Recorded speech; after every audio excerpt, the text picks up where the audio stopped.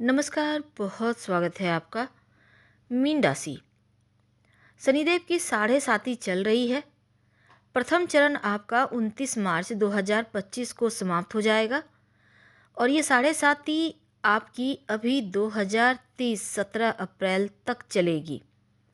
तो पहला जो चरण है साढ़े साती का वो आपका 29 मार्च को खत्म होगा और यहाँ से शनिदेव छाती पर चलना शुरू करेंगे।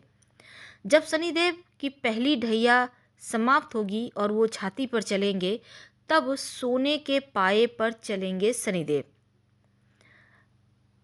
तो जो मीन राशि है जल तत्व की राशि है, देवगुरु बृहस्पति की राशि है और यहीं पर आएंगे शनिदेव, यानी आपके प्रथम भाव में शनिदेव आ रहे हैं 29 मार्च से।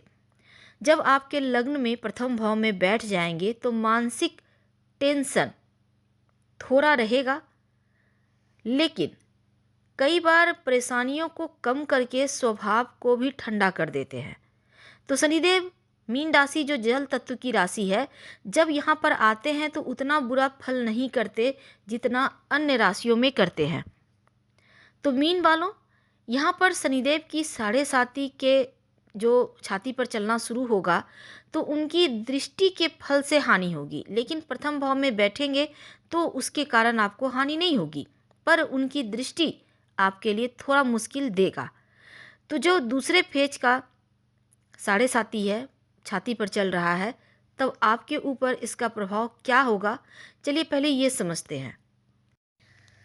तो शनिदेव तीसरे घर को प्रभावित करेंगे। तीसरा भाव पराक्रम का, छोटे भाई का, आपके कॉन्फिडेंस का होता है, तो इसी संबंधित फल की परेशानी होगी, या कह सकते हैं कि आपको आपके कंधों से संबंधित प्रॉब्लम हो सकता है।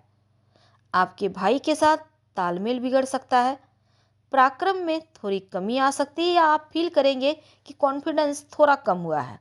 तो कॉन्फिडेंस लेवल को बढ़ाने के लिए भगवान सूर्य की आराधना करें।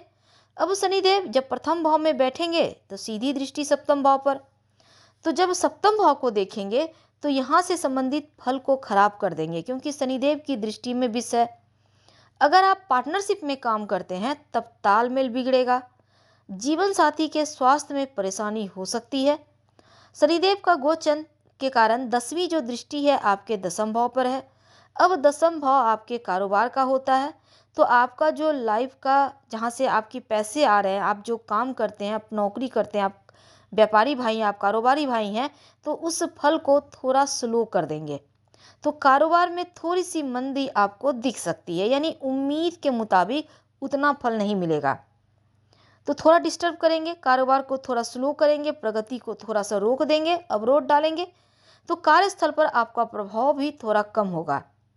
लेकिन एक चीज़ है, आप जो भी मेहनत करते हैं, आप काम करते हैं, किसी और को उसका क्रेडिट मत दीजिएगा लेने, क्योंकि ऐसा होगा कि आप खुद से चीज़ों को छोड़ेंगे तो दिक्कत होगी बाद में। तो छाती पर चलना शनिदेव का जो दूसरी ढैया है, जिसको कह सकते हैं, वो 23 फरवरी 2028 को पूर्णतया समाप्त होगी। तो आपके ऊपर तीसरी ढैया इसके बाद से चलेगी।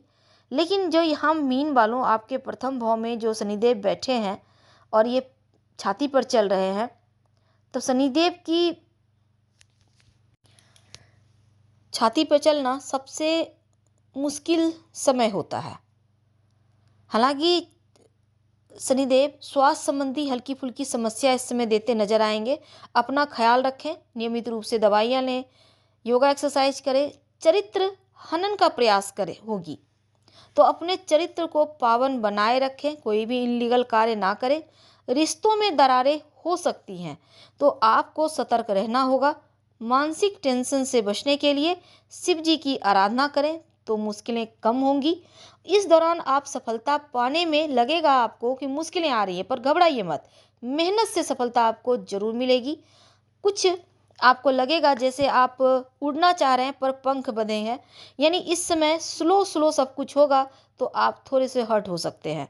हालांकि अपने स्वास्थ्य का थोड़ा ख्याल रखना होगा। पहला भाव स्वास्थ्य को भी दर्शाता है। नियमित रूप से योगा एक्सरसाइज कीजिए, अपना ख्याल रखें, किसी भी तरह का संक्रमण से बचें। यानी जब भी आप भीड़ भाड़ वाले इलाके में जाते हैं तो मास्क वगैरह लगाइए, अपना केयर कीजिए, हेल्दी डाइट लीजिए और मानसिक टेंशन से बचना होगा। मन में कुछ चीज़ों को लेकर भय हो सकता है, इससे बचें। ये भय आपका परमानेंट नहीं होगा, बल्कि ये भय भ्रम के तरह होगा।